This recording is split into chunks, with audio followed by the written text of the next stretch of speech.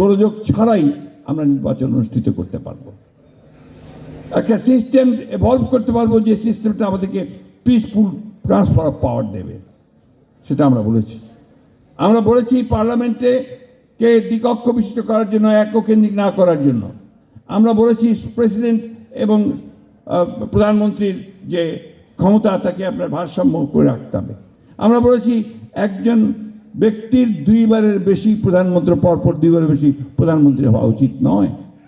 Judicial commission করার কথা বলেছি, আমরা প্রশাসনিক কমিশন করার কথা বলেছি, অর্থাৎ সর্বক্ষেত্রে কমিশন করার কথা 31 দফার মধ্যে আমরা ইতিমধ্যেই দিয়েছি।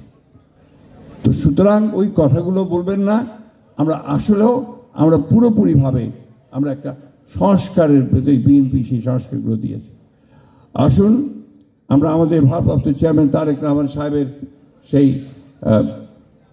যুগান্তকারী যে 31 দফা, সেই 31 দফা কর্মসূচিকে আমরা সামনে এগিয়ে নিয়ে যাই।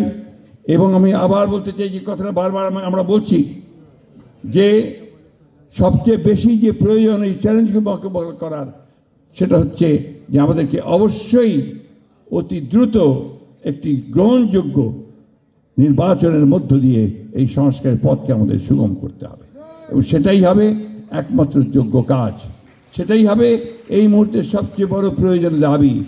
আসুন আজকে আমরা বিএনপির যারা নেতা কর্মী সমর্থক রয়েছি, আমরা সবাই একসাথে একযোগে সেই লক্ষ্যে আমরা এগিয়ে যাই। এবং একটি কথা মনে রাখতে হবে সকলকে, যে কথাটা আমাদের ভারপ্রাপ্ত চেয়ারম্যান সাহেব বারবার বলছেন যে আপনাদের আচার আচরণ ব্যবহারের উপর নির্ভর করবে যে সামনের দিনে জনগণের ভালোবাসা আপনারা পাবেন কি পাবেন না, আমরা পাবো কি পাবো না। সেই দিকেই সেইভাবে চিন্তা করে আমরা যেন এগিয়ে যাই। এবং আমরা আবারও বলছি যে আমরা যেটা চাই, প্রত্যেকটি বাংলাদেশি এই মুহূর্তে যেটা চায় সেটা হচ্ছে জনাব তারেক রহমানের নেতৃত্ব চায়, তার দেশে এই ফিরে আসাকেই চায়। গুড লাক পেনের সফট অয়েল বেসড ইঙ্ক দেয় নিখুঁত লেখার আত্মবিশ্বাস। Good luck pen. Make your luck.